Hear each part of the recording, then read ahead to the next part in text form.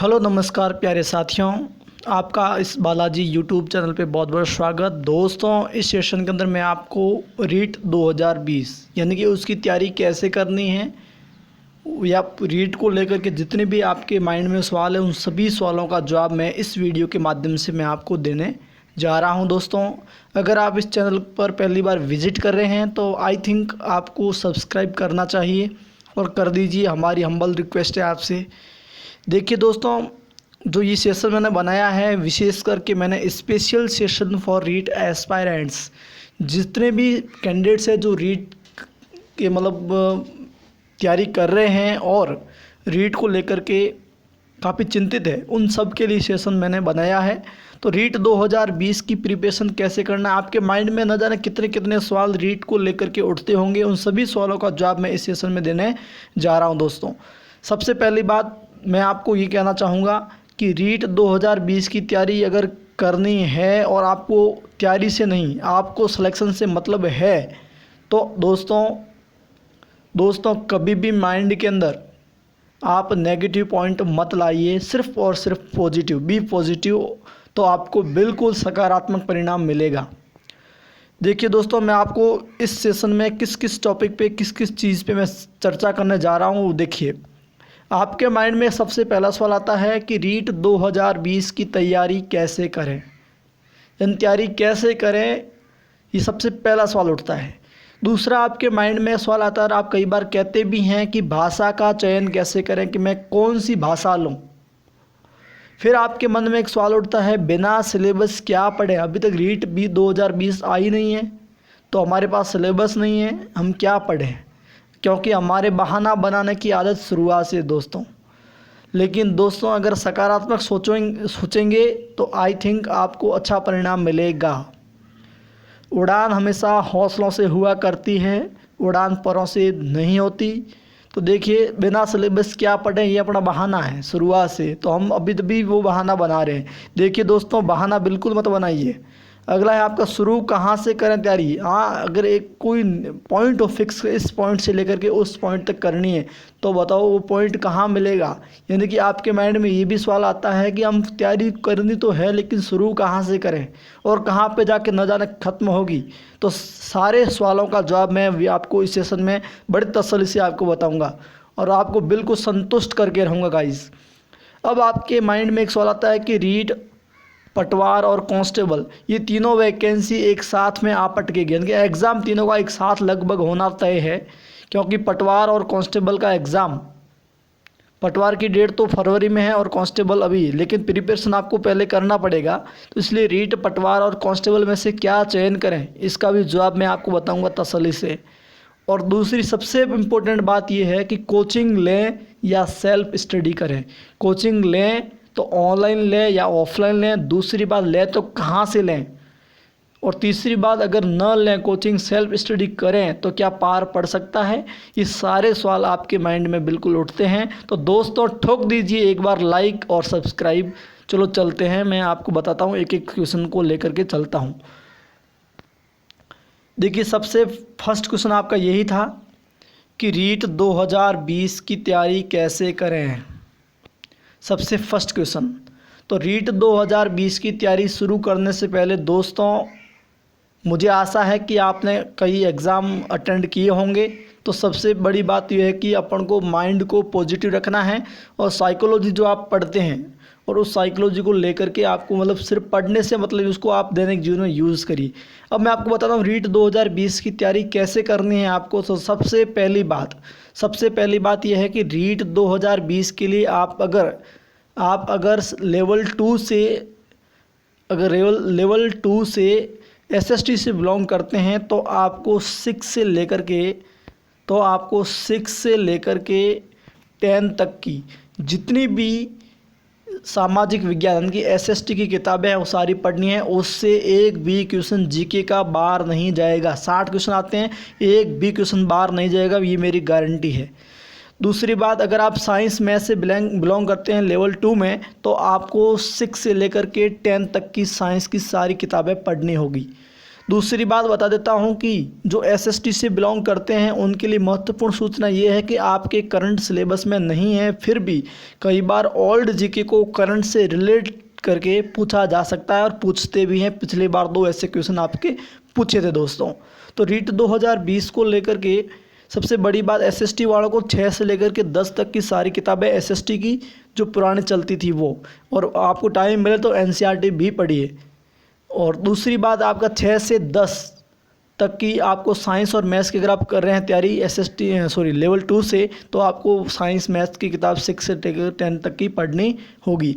लेकिन अगर आप लेवल 1 से तैयारी कर रहे हैं तो आपको तीसरी क्लास से लेकर के 10वीं क्लास तक आपको जीके, पर्यावरण और गणित के साथ साथ इंग्लिश भी आपको पढ़नी है। अगर इंग्लिश नहीं देते हैं, आपका भाषा पे बात है, तो आप संस्कृत भी ले सकते हैं, कोई दिक्कत। लेकिन संस्कृत लेते हैं तो भी आपको 3 से लेकर के 10 तक की पढ़नी पड़ेगी।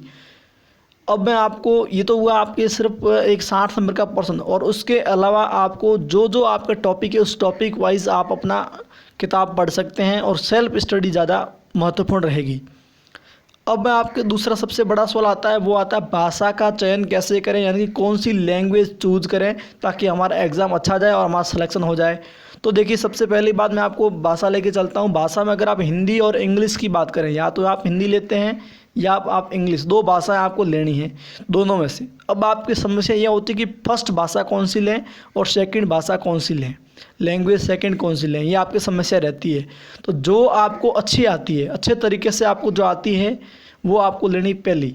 और हालांकि मेरा मानना ये है कि मेरा आपको सुझाव है वो ये है कि फर्स्ट भाषा अगर आप हिंदी इंग्लिश में से आप ले रहे हैं तो हिंदी लें और सेकंड भाषा इंग्लिश लें, क्योंकि सेकंड में जो सेकंड लैंग्वेज आती है उस लैंग्वेज के अंदर आपके लिटरेचर पूछा जाता है।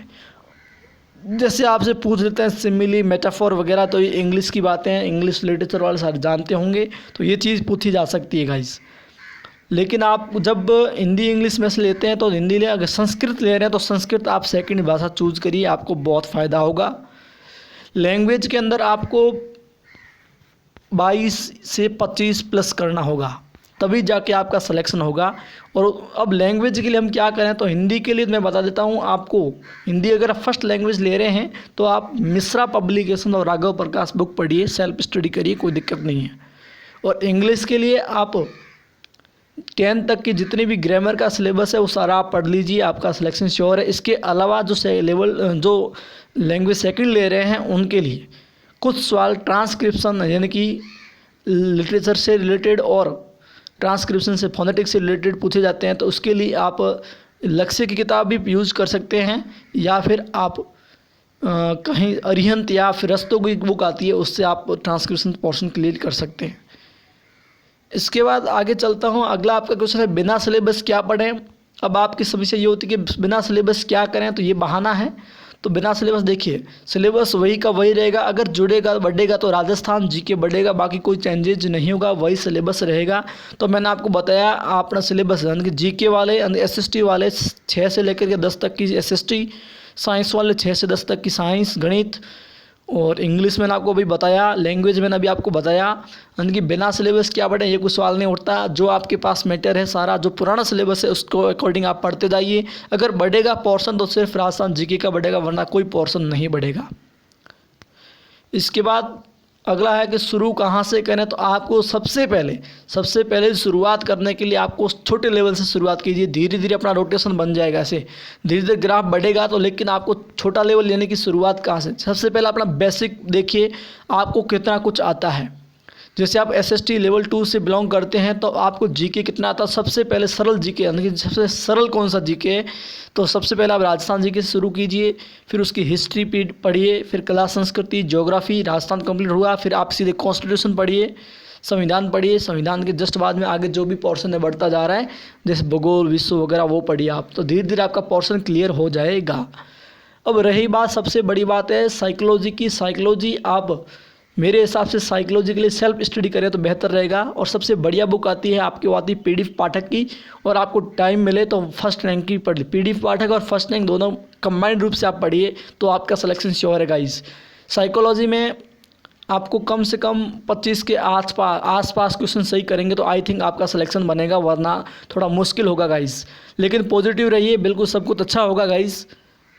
और इसके बाद दोस्तों आपकी सबसे बड़ी समस्या ये आती है कि रीट, पटवार और कांस्टेबल में से किसका चयन करें हम। तो सबसे बड़ी बात, तो अगर आपका रीट का एग्ज़ाम अगर पहले हो रहा है इनसे, तो पहले रीट में आप लग जाएं, क्योंकि रीट का ग्रेड पे भी अच्छा है, लगते ही 23,000 से आपकी सैलरी शुरू है। लेकिन पटवार और कांस्टेबल का ग्रेड पे कम है। तो दोस्तों सबसे पहली बात, अपन दौड़ रहे हैं पैसों के लिए, और पैसे ज़्यादा किस में हैं, रीट में। दूसरी बात यह है कि अगर तीनों का एग्ज़ाम एक ही महीने में हो रहा है तो सबसे ज़्यादा फोकस आपका रीट पे होना चाहिए। लेकिन अगर रीट अभी नहीं आ रही तो सबसे ज़्यादा फोकस आपका पटवार, कांस्टेबल में से आप किसी में भी कर सकते हैं, दोनों का सेम है। लेकिन इसमें एक थाने में काम रहेगा, चौकी में रहेगा, लेकिन इसमें एक फील्ड वर्क होता है। तो दोस्तों आपको पास में पढ़ने का टाइम नहीं मिल पाता है। लेकिन दोस्तों फिर भी आप ज़्यादा फोकस पटवार और रीट पर रखिए। और कांस्टेबल में ऐसा है कि आपको फिजिकल फिट है तो आप कांस्टेबल की तैयारी कर सकते हैं, कोई दिक्कत नहीं है। इसके बाद गाइज हम बात कर रहे हैं कोचिंग लें या सेल्फ स्टडी। तो दोस्तों आजकल कई कोचिंग संस्थान ऑनलाइन भी चल रही है, ऑफलाइन भी चल रही है, काफ़ी फीस ले लेते हैं। टीचर का नाम कोई और बताते हैं, आता पढ़ाने कोई और है, कोई प्रॉपर साइकोलॉजी का टीचर चाहिए लेकिन आता है सामाजिक विज्ञान वाला, तो ऐसे काम नहीं चलने वाला। लेकिन दोस्तों मैं बता देता हूँ कि कोचिंग सिर्फ आपको गाइड करती है, पढ़ना आपको ही पड़ेगा। लेकिन मेरे हिसाब से, जहाँ तक मेरा अनुभव है, तो 99% सिलेक्शन उन लोगों का होता है जो सेल्फ स्टडी करते हैं, जिनका सेल्फ मोटिवेशन है खुद के पास, जो सेल्फ मोटिवेटेड है, जो सेल्फ स्टडी करते हैं, इनकी खुद के नोट्स बना करके विभिन्न किताबों से, कोचिंगों से पढ़ते हैं, उन्हीं का सिलेक्शन ज़्यादा होता है। दूसरी बात यह है कि सेल्फ स्टडी का फ़ायदा, हम कंफ्यूज यहाँ होते हैं कि सेल्फ स्टडी करें तो कहाँ से करें। तो सेल्फ स्टडी के लिए आप बुक्स लाइए ऑथेंटिक, और उन ऑथेंटिक बुक्स का रिवीजन कीजिए और अपने खुद के नोट्स बनाइए, तो मेरे हिसाब से आपके लिए बेहतर रहेगा। अब बात ये आती है कि कोचिंग, क्या कोचिंग के नोट्स आपके पास कहीं से अगर आ रहे हैं तो आप उसको एक बार सीधे पढ़ना मत शुरू कीजिए। आप जैसे कुछ लोग क्या करते हैं कि सिलेक्शन के लिए, क्योंकि बेरोज़गार होते हैं तो बेरोज़गारों के मन में कई सवाल आते हैं, कोई भ्रमित करने वाला आएगा तो उसका भी आप कहना मान लेते हैं। लेकिन मेरे हिसाब से आप जब किसी भी कोचिंग, चाहे आप उत्कर्ष का लो चाहे स्प्रिंग बोर्ड का लो, किसी भी कोचिंग अगर आप नोट्स उठाते हैं तो एक ही मैटर पढ़िए। ऐसा नहीं कि मैं लक्ष्य भी पढ़ लूँ, अरिहंत पढ़ लूँ, पनोरमा पढ़ लूँ, फर्स्ट रैंक पढ़ लूँ, सब एक ही मैटर। आप जैसे आपको सिर्फ साइकोलॉजी अगर फर्स्ट रैंक से पढ़े तो फर्स्ट रैंक को पूरा अच्छे से पढ़िए, उसके बाद अगर टाइम मिलता है तो आप दूसरी किताब उठाइए। ऐसा नहीं कि अगर आप थोड़ा कुछ ऐसे पढ़ोगे तो आप भ्रमित हो जाएंगे और आपका क्वेश्चन सही नहीं होगा। तो दोस्तों मैं उम्मीद करता हूँ आपकी तैयारी अच्छी चल रही है, और अगर नहीं है तो अभी आज से जुड़ जाइए, आपका सिलेक्शन श्योर है। हमेशा आप सकारात्मक रहिए दोस्तों, क्योंकि आप साइकोलॉजी खुद पढ़ते हैं, ज़्यादा आपको बताने की ज़रूरत नहीं है। बिल्कुल आपका सिलेक्शन श्योर होगा, मतलब होगा। आपको मेरी ओर से बहुत बहुत शुभकामनाएं, अग्रिम बधाई।